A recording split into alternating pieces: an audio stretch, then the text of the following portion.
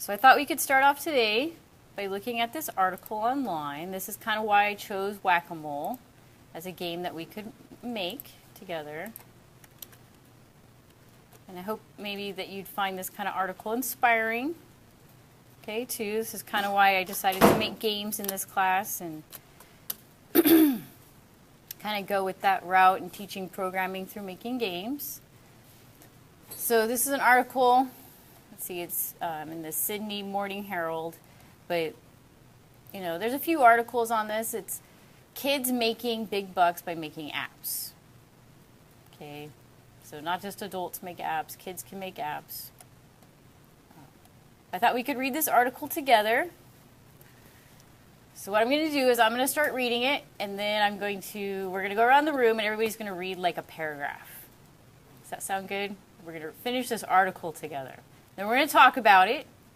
Okay. Then we're going to talk about algorithms and how to make our Whack-A-Mole algorithm. We'll start our Whack-A-Mole algorithm together. Okay. And then we'll implement the first part of our algorithm together, and then you guys are going to be in charge of implementing the rest of the algorithm.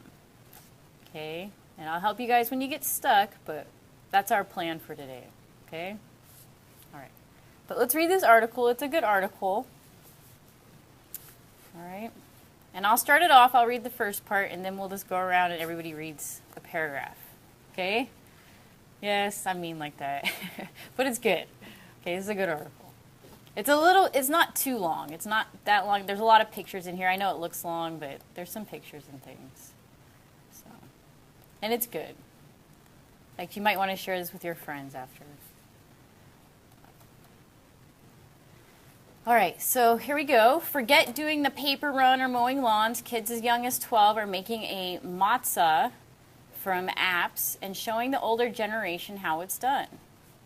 One 16-year-old even claims to have turned over hundreds of thousands of dollars from his apps, while others are making extra pocket money and enjoying the experience. Schoolgirl Ebony Samantha of Newcastle in NSW, she's 16, recently launched her first smartphone app, the photography app Lomoho, and Apple's iTunes store for 99 cents. All right, so,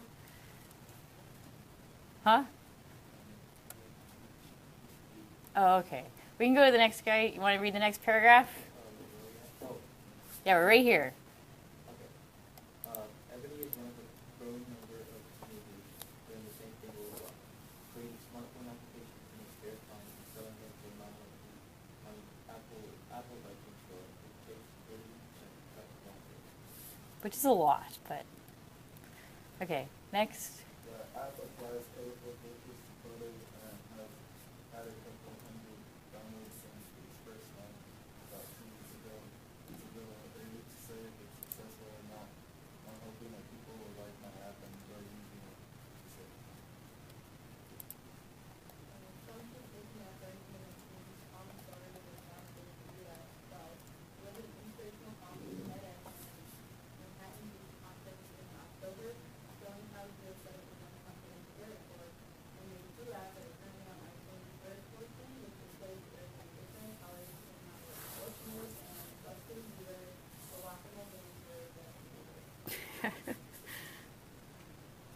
All right. 99% custom user app is his favorite and most successful app. So Thomas also know that they want that thing for this custom alley and a lot of kids these days like to play games, but now they want to make them so it's difficult because not many kids know where to go to find out how to make a program, and not many parents have written apps. Thomas therefore decided to start an app club at school where any student could learn how to design an app. All right. We'll move across. Anyone? Take it away. Oh yeah, you can go. Yeah, that sounds good.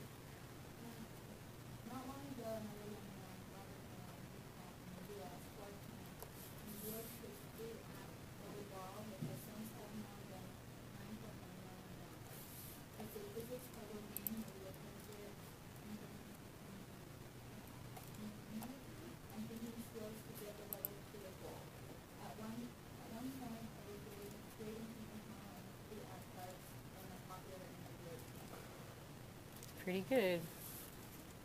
All right, go. Robert Kraft makes money from ordinary in-app purchases.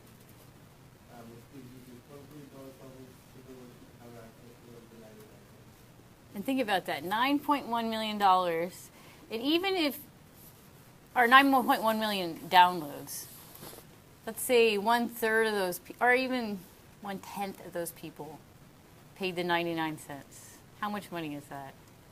Actually, there's more downloads than that now. If you go and look here, or maybe I read it in a different article, he has more than 9.1 million downloads now. I think it was actually in this discussion here. I think they said, where does it say? Oh, it's been downloaded over 16 million times. So let's say 1/10 of those people, 1 out of 10 people actually paid the 99 cents. That's a lot of money. That's $1.6 million. Okay, that's a little kid. All right, so next paragraph.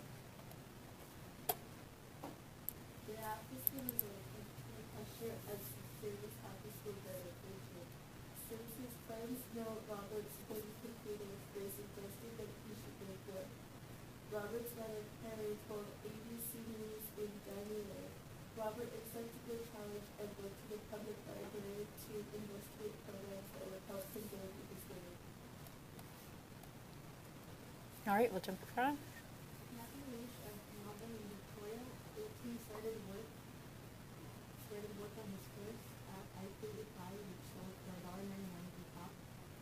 When he was 15, with the help of two other teams in Sydney, Matthew Roberts and Tom Yeah, that's fine. both 17 the app sent alerts to users about tweets they had received on the microblogging site clearly before any other app could be started. Since the trio have sold their app business to a UK company for thousands each day. Cool. Simco, the company behind Matthew's iTunes Reply and other apps, Synotes and Sympathy, sold thousands of dollars worth of apps and run by him and his Sydney co-founder. Lesh said the apps had their ups and downs financially. He said they made a little bit of money, but if divided by the hours worked on them, he would have been better to get a job at McDonald's. Personally, my experiences with app development was that it was more of a hobby than a career path. However, I have considered such an option. Okay, Leland. He said she students smartphone apps that they were an iPhone, they were just needed and looking for internal developer. I've been interested in web design and development for about 5 years now, she said. I made well for myself, or at least for my age group, and just wanted something that was easy to use and was quick, cool, and used to social networking to figure out about it. And did we finish, everybody? It took her 4.5 months to create, and she's now working on another photography app, which has taken about 2 weeks to make and will launch soon. 2 weeks. And note that we're making these games in a couple weeks too, right? I can definitely see myself making a career out of developing apps, she said. I really enjoy making them, and I have at least a dozen more ideas for apps, which should keep me busy for a while. Let's see, how much longer is it? Yeah, we can go around again. You guys ready? Let's go around again. And go. Or right here. Yeah. Brad Stone, 13, a student in Southern College in Sydney, Snow, developed a $2.99 iPad app with family pack protein blogging company. The app helps users remember exactly where they have parked their car, one from when their parking time run out. In an interview on April 5th this year, Brandon said this $2.99 app is the number one top grossing app in the lifestyle category of iTunes App Store, ranked 31st out of all apps in the most scaling for that day. Do not reveal revenue figures, but breaking the top 10 app, one needs to be 7 times popular. Hundreds of copies at $2.49 a pop. That's pretty cool. All right. At the moment, Brad is receiving $11 from selling the company, but has said previously that he will probably be saving it for a house and for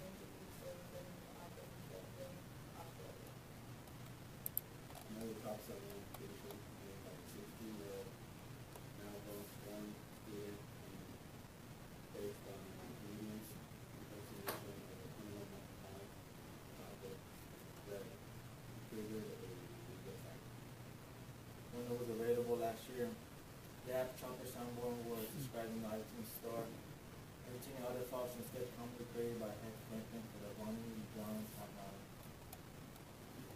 JavaScript code from the habits of soft city dwellers such as the Portland for slow down coffee and popular Latino growth. It was the highest found in internet app in including during last year, and the fifth highest found overall. It sold at least 10,000 copies at 1 weeks before it was pulled from sale due to the copyright dispute. The show was produced by Jigsaw Entertainment and aired on Channel 10 in 2005 and 2006, which is now suing Apple, not the boy, claiming the company breached copyright. Cryptocurrency student who was previously asked for his identity to be kept secret made the app using their own 116 sound bits, many taken from the sketch titled Harden the F Up.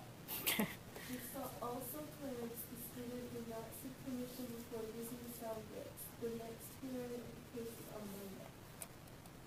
The Australian is growing as an international army of key developing apps.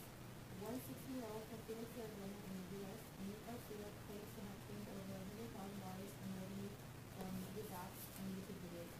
Recently posting screenshots of earnings from his Apple developer account showing he was owed more than $8,600 by Apple. He also said he made about $20 to $30 a day from ads on video during the YouTube. Answering questions on the social news website Reddit.com, Garcia said most of his apps were garbage, but despite this, and perhaps more important for him, they sell well.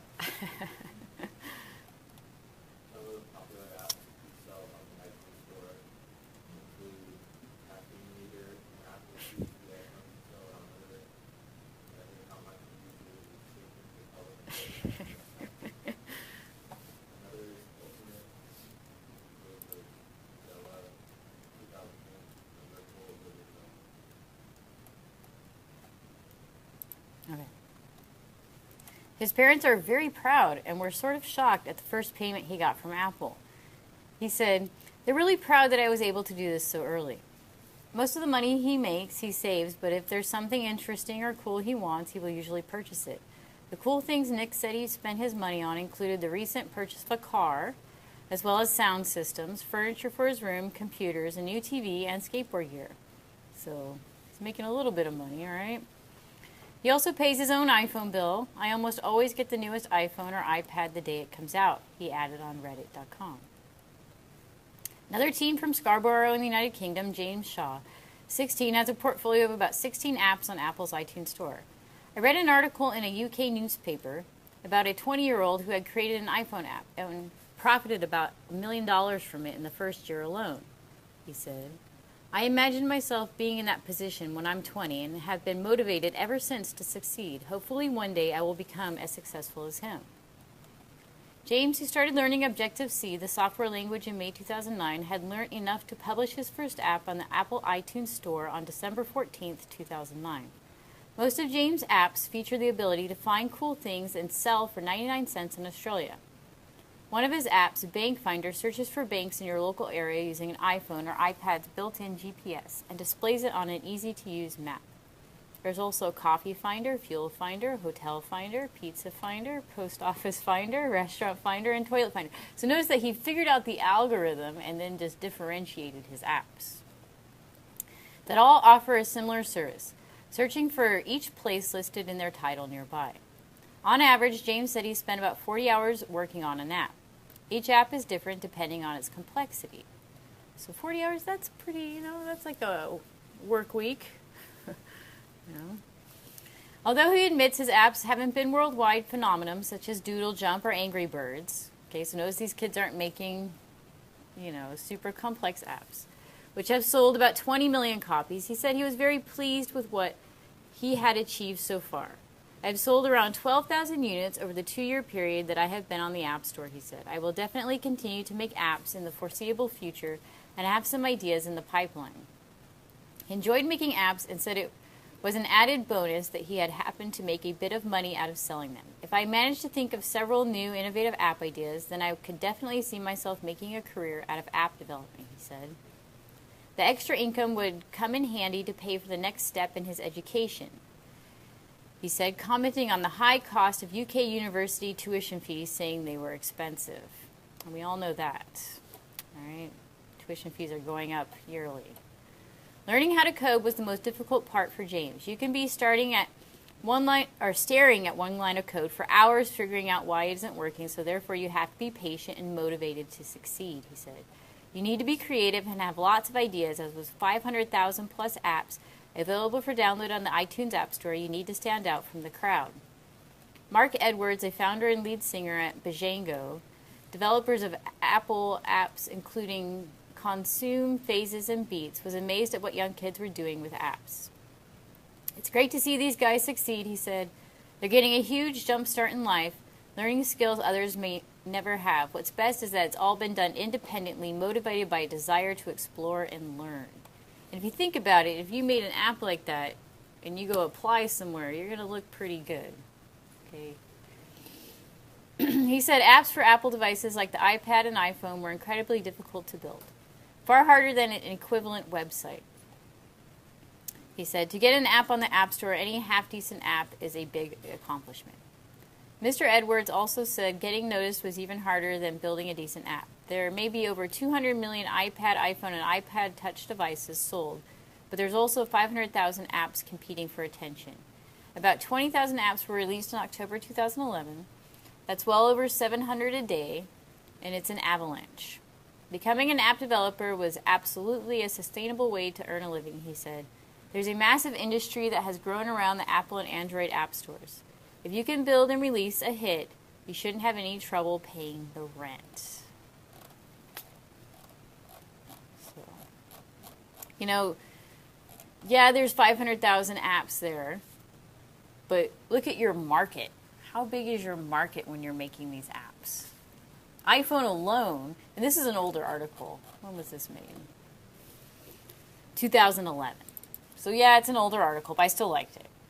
Okay, there's probably much more apps now, but how many iPhones are there? Dude, there's millions of iPhones. Millions. You're selling to a market of millions. 100 million. Okay, how many iPhones are there really? Seriously. Let's say there is 100 million. Let's say let's say you sell to 0.05% of 100 million. What's 0.05% of 100 million? See, it's a market of ginormous proportion here. You're selling to the world. Okay? So if you took, let's say 10 million. We'll keep it 1, 2, 3, 4, 5, 6. And we'll multiply it times 0.05. So it would be, so if you did 0.5%, would 0.005. Oh wait, am I in the wrong calculation here? So let's see, 10 million. So 10, 1, 2, 3, 4, 5, 6 times 0.005. That's still 50,000. Okay, so if you sold to 0.5% of 10 million, that's still 50,000. Let's say whatever your price of your app is. That's still pretty good. $20, $30 a day, I could live with that. Okay, so hopefully you find this inspiring. And even if your app doesn't sell, if you bring an app to somebody, or let's say you gave it away for free, and you have 10,000 downloads. Actually, Leland made an app. How many downloads does your app have now, Leland? Oh. You bring that to like a interview. You say, hey, I made this app. It has 10,000 downloads. It's going to look pretty good. It's going to look pretty good. Okay. But hopefully you found this inspiring too. These little kids making apps. And they're not making super complicated apps. They're making apps as complicated as we've made in here. Okay. Even ours are probably built a little bit better than theirs because we're using object-oriented design and we're using standards, and probably these kids, I'm not sure how much standards they had when they built these apps. But, so you use your programming knowledge. I have faith that somebody in here is going to make a really cool app and be successful. Maybe all of you, hopefully everybody in here. Okay? You guys can take this to the next level. Hopefully you found this article inspiring. You can research where these kids are now, but it's pretty cool, Like iPhones and communication devices have opened up this huge market of like millions to us, And so you don't have to be like a huge seller, but because your market's millions, you can actually make like a pretty good, make some money or become famous or, make a cool app, help people. Like that autism one, it actually helps people, And there's a huge market right now for educational games because schools have implemented, I don't know if you guys have brothers and sisters in elementary schools. My kids go to an elementary school, they have iPads for every student in the school, has their own individual iPad. Okay, and they download these apps, these education apps. And schools are paying for these education apps. Okay? And if you go and you look at the education standards, there are gaps where people have not created apps to help these students. And where there's a huge gap is in the high schools. High schools teaching STEM subjects, they need apps to help students learn like scientific principles and algorithms and computer science. Actually, there's this huge gap where we need apps to like help students learn. And that's like a huge market. Kind of the elementary school has kind of been saturated a little bit if you go and look at the elementary, but there are gaps still. Okay? But in junior high and high school, they really need these apps. I have friends that are teachers, and they said, yeah, I would love an app to do this. I would love an app to teach this standard. Like, I would love an app to teach this standard. But how many did yours at? That's cool. Right on. That's awesome. That's cool. So, Leland's proof of what I'm talking about. Very successful student. Okay. This takes a little bit of motivation, and like, it does take some time. And like one of the kids admitted, I forget which child or which, guy admitted, yes, you have to work a little bit, and you guys have learned that. Sometimes it's a little bit frustrating, but you guys are still in this class, so you have kind of passed that point where you guys can sit and have that programming mindset and overcome a lot of the frustration where you have to sit and work. Okay, and yes, that programming is not working right now, or the program's not working at this moment, but you sit there and you get it to work, and then it does, and then, if you keep that mindset, you can make any app that you want. So if you have an idea for an app, I say go for it. Okay? We've been kind of learning some standards in here. I would say stick to the standards that we've started learning in here. Flash Professional is not the only way to go. Okay? Flash Professional, of course, has been deprecated, but there is Animate, so Adobe has Animate. And what's cool about the way that we're making apps is that you can make it, like we've only compiled for Android devices, but if we had an Apple developer certificate, our games would compile also to iPhones. So that's kind of the way I like to develop apps, is so that they can run on any device. And that's kind of the Adobe way. They can run on any device. So you could take this knowledge, make an app, release it not only to the Apple Store, but you could release it to Google Play Store. In Google Play Store, it's much easier to release an app. iPhone does, Apple does have a few standards. But the way that we've been programming, we've been keeping to those standards, actually. So, but you could definitely release to the Google Play Store. Or even, if you didn't even want to release to the Google Play Store, if you went and put your APK file on your own website, you could release it that way too. You don't have to go through a Google Play Store. You could give people your APK file. Now, people might not be as trustworthy as, I don't know if this has a virus in it. But you could release it that way too and get popular. Okay? And you could even put your APK file. In fact, after we make this app, we're going to get into making our portfolios. but you could put your APK file, your playable game, your Swift file, you know, all into like a little website. And put your source code there, have it all open source, and then have that be part of your resume as well. Okay, hey, look what I've made. It looks pretty nice. All right. You guys like that article? And there's newer ones, but you know, newer articles written about kids making apps, but I like that one. Has good pictures. All right, and then you can check out some of those games. Okay, you can even start to think how to code them. In fact, that's what we're going to do. Is we're going to check out that Bustin' Jeeber game. Now, this one is a paid-for game, so I'm not going to download and pay for this one. In fact, I didn't even at home. I didn't see paid for this one. But if you wanted to support this kid, you could pay for his little app. Okay, and it's really not that complicated. We'll make a better whack-a-mole game than this game. And notice that, why did this game become popular? It's very simple. He doesn't even have a second level in this game. Okay, he just has a first level. In fact, some of the people down here are the comments kind of commented, hey, you don't even have a second level in this game. I don't think he even has a start button in the game. Okay, so very, very simple game. It just starts, you hit 8 Justin Biebers, and I think it ends. Okay, super simple. And he's made like hundreds of thousands of dollars on this game. Okay, so why did this game become popular? It's Justin Bieber. Okay, he found a theme. In fact, that's what my husband said. Oh, you should do Donald Trump. Now, I have to not do political, but hey, if one of you guys made Donald Trump, Whack-A-Mole Donald Trump might become the next $100,000 app. Okay, you guys can do that. I'd pick Hillary Clinton. Whack-A-Mole Hillary Clinton. Have her make like an ugly face. She has a lot of pictures of her making ugly faces. You know, have that pop up there.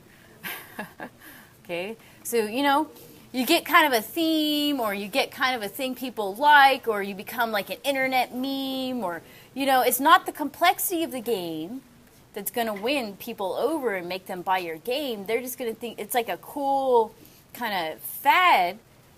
People will start buying your game. You can make some okay money, even if you only made, let's say, $1,000. That's an extra $1,000. That's pretty cool. That can help pay for some books, you know. So hopefully, you know, you guys are inspired and can do this. We can do this. In fact, after we make this game, we'll go over the steps to actually put it in the Google Play Store. We can't actually do that here, but you guys can do that on your own, and we'll go over the steps that you would have to do that. Okay? So it's really not that difficult. The difficult part is actually making the game, but you guys have figured that out.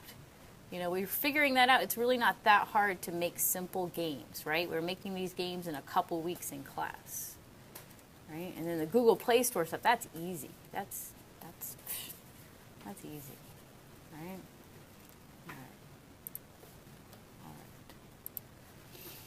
Okay, so I put the link to that TED Talk of that kid that made the Whack-A-Mole game.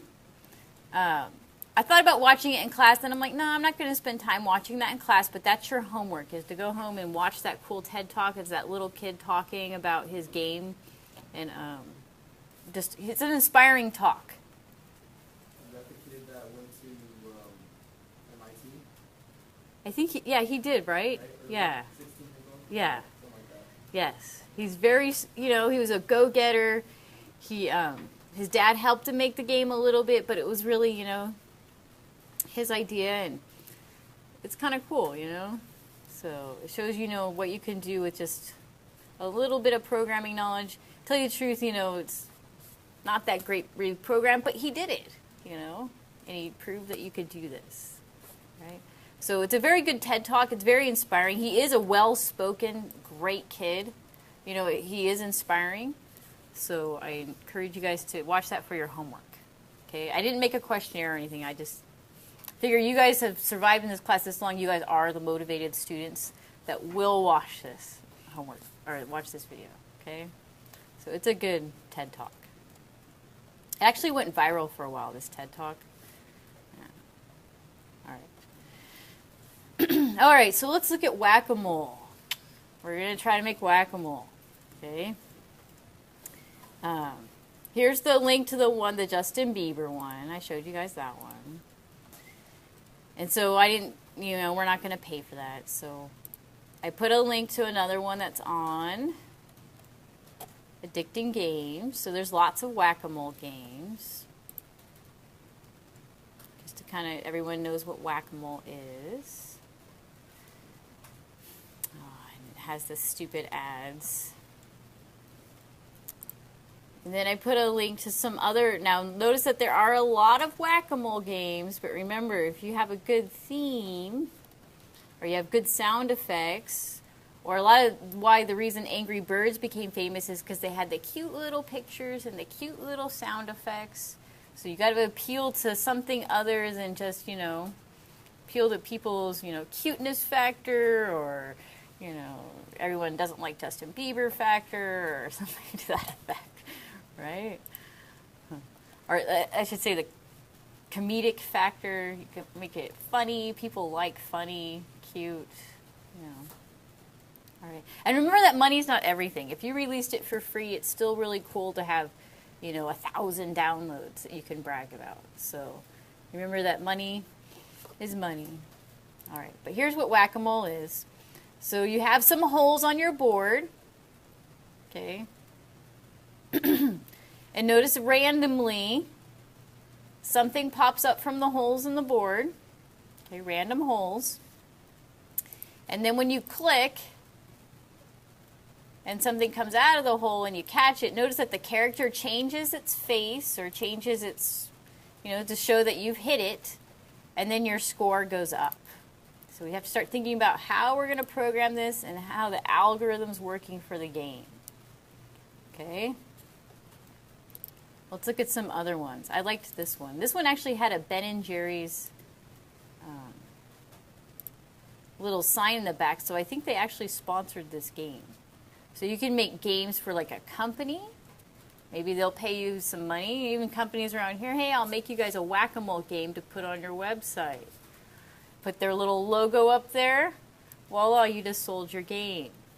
Okay. Right, so notice that they have a direction screen. So you could have a direction screen if you wanted. And then like a start button. So that's how we're going to program our algorithm. We have like an intro screen and then start button. Okay. And this one was a little harder to play, I thought, with my mouse. So I just put it here and started whacking this guy. I suck.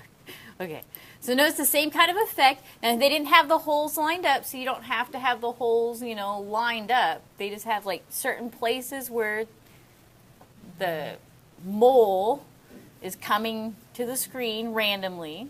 So they have a certain number of holes, and the mole comes up from the hole. And then your mouse is that, whacking device. And when you click the whacking device and you actually touch or the hit object, then, I died, but then you get a point. Okay. All right. And there's some other ones in here. So there doesn't have to be, just straight holes in the back. I think this one was okay. Yeah, this one actually had a cool start screen.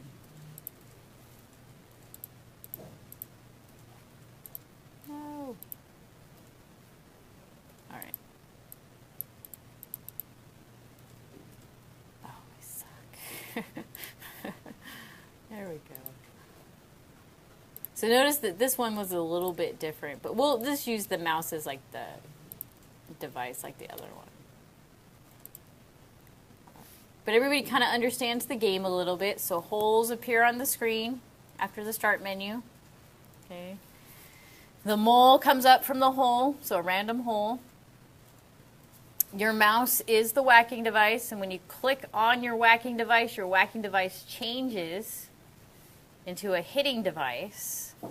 And when that hitting device is touching or a hit test on the mole, then the mole changes that he got hit, and then you get a point.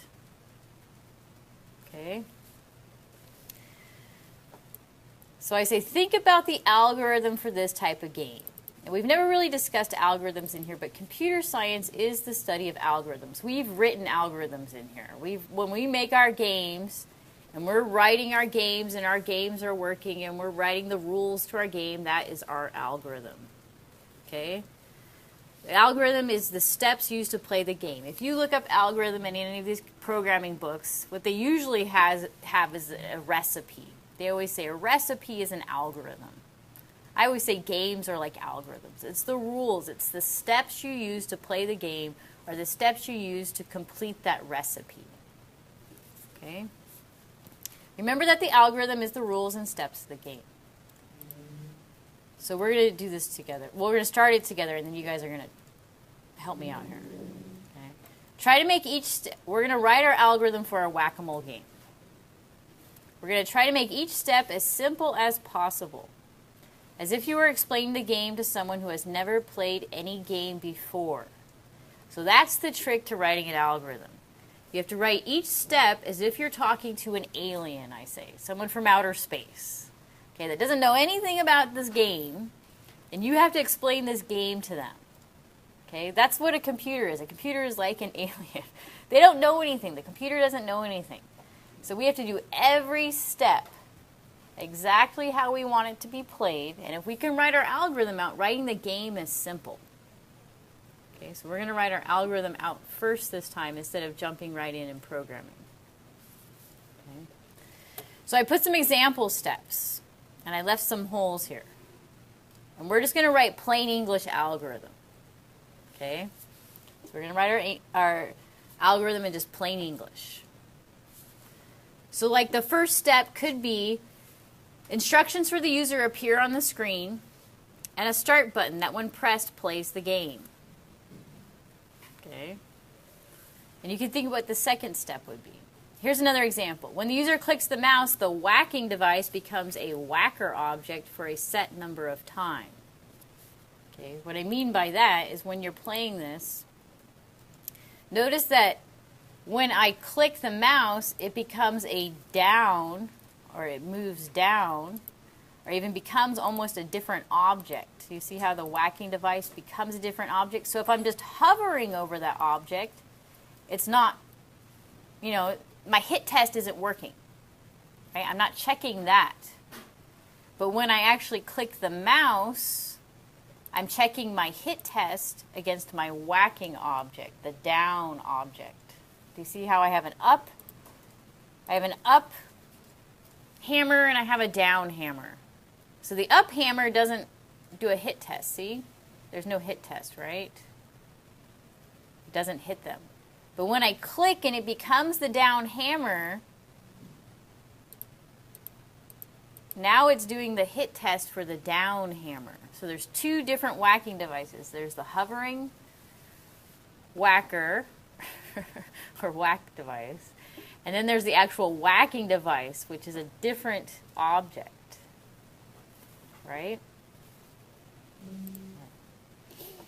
A hit test is run to see if the hit area of the whacker is touching the hit area of the mole. If it is, then the user's score goes up by 1. And then there's some more to the algorithm. So, you guys ready to write our algorithm?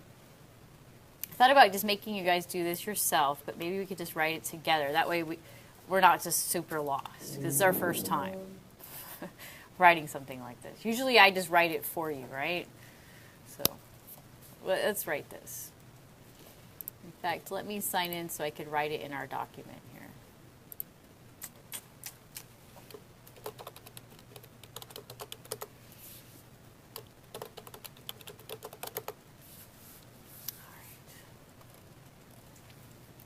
So let's say we kind of want to model it after this game.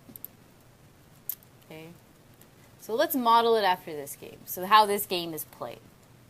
Right? So notice that we have a start screen.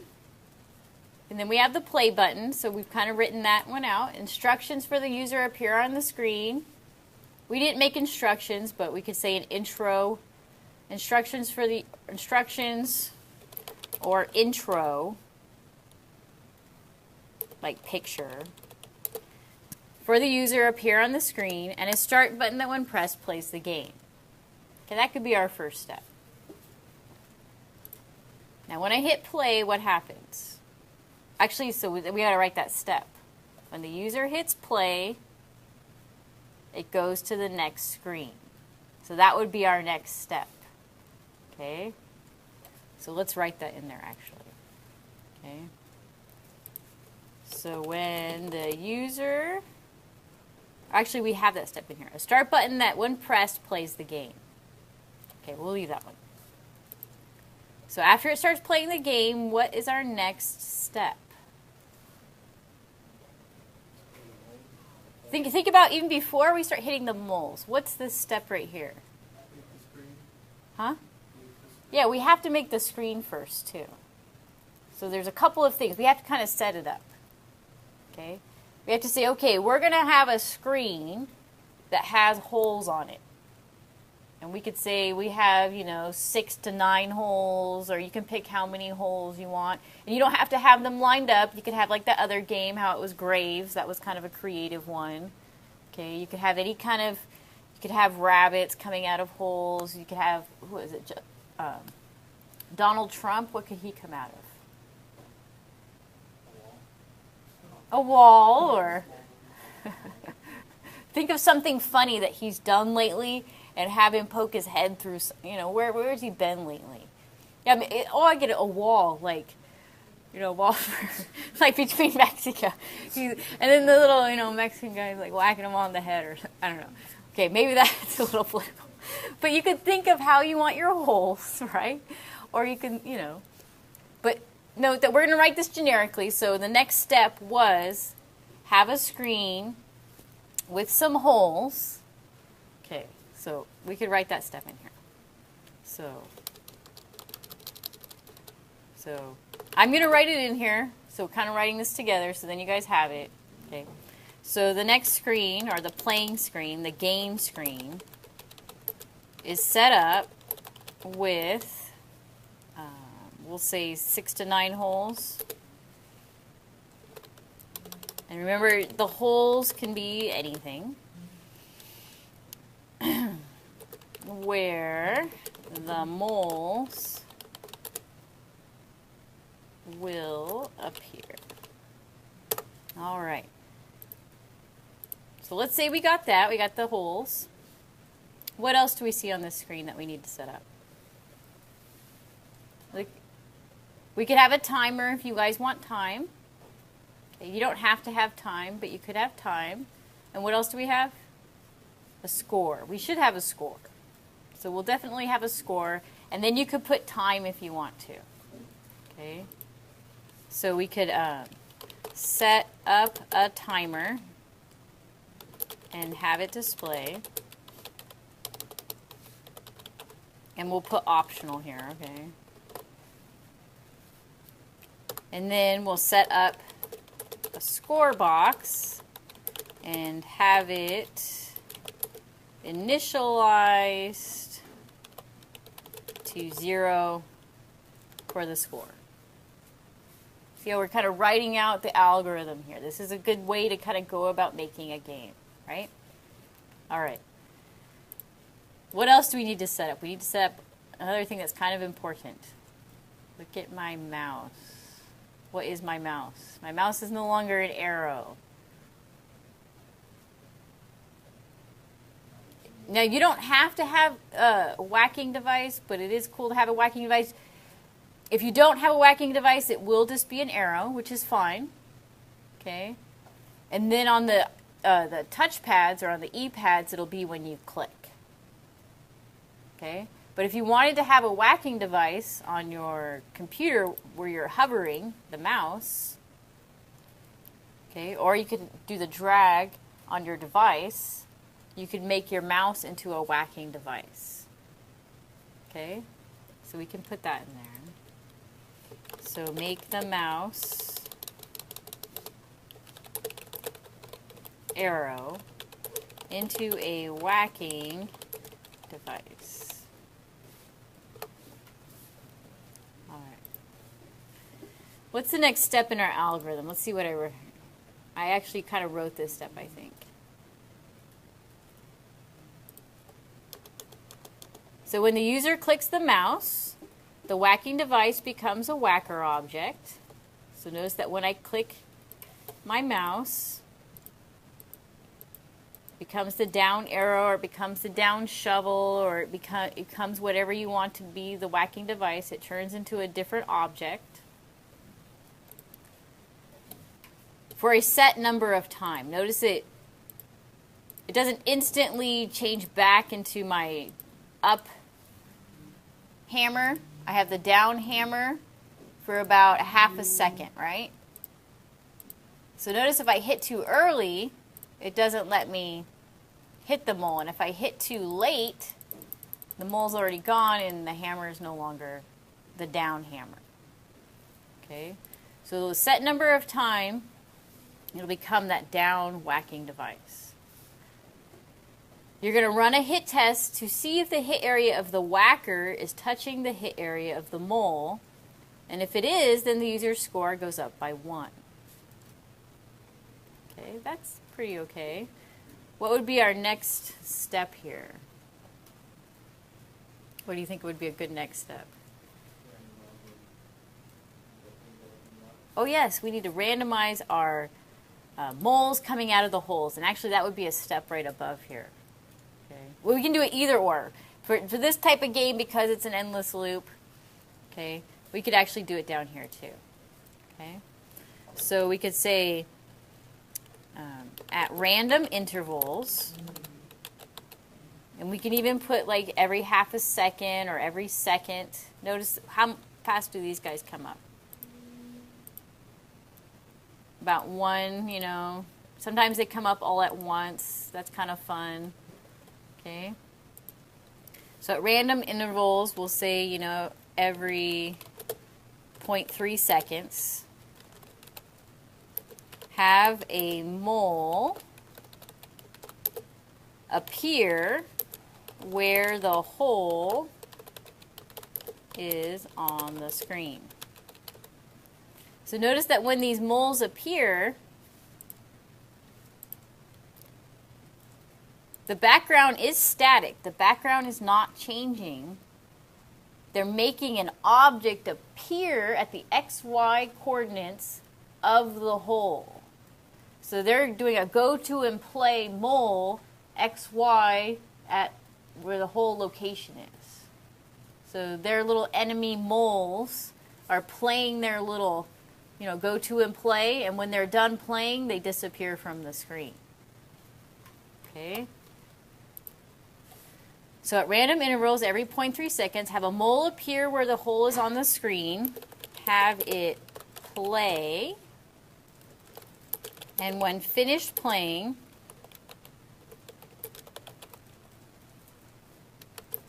remove it from the stage. Okay, so we're adding a mole, we're letting him play, and when he's at the done of his, when he's finished playing, we're going to send an event out and make him remove from the screen. Okay. All right. What would be our next? Actually, we already have the hit test. We have that. Actually, we're forgetting something that's important. It has to do with this. Oh, wait, we said go up by 1. But what else should we have here? This one might not be as obvious, because we said go up by 1, but we should tell it to make this user score appear. Okay, so update the user score every time they get a point. All right. Are we forgetting anything else? I might have forgotten something. And then what do we do at the end here? Now, if you have a timer, maybe the timer is going to run out.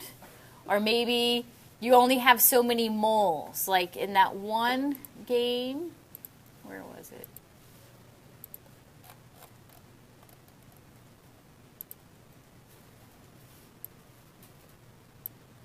And that one I was showing you guys, this one here. When does their game end? Their game did not have a timer in the Undead Smackdown.